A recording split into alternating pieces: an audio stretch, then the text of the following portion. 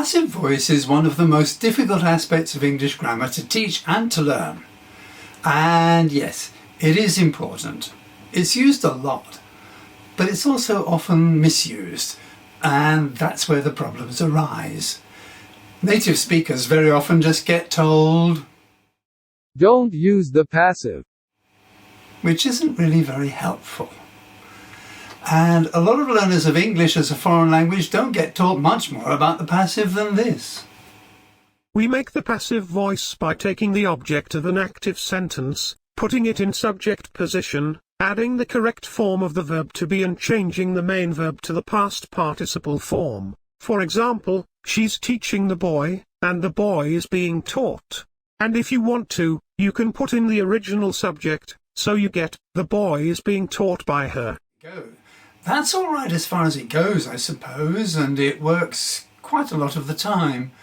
It explains the relationship between dogs eating biscuits and biscuits being eaten by dogs and things like that. But it leaves a lot out. Hi. I have a pet dog.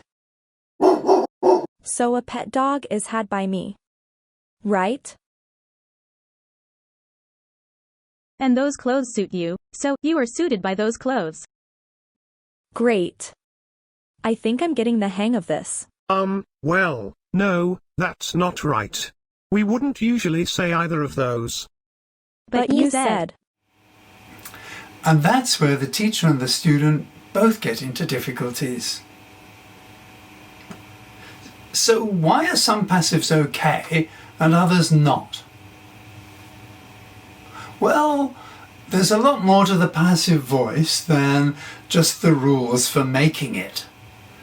We need to understand why we use the passive in English. In very simple terms, we use the passive when we want to talk about what's happening to someone or something.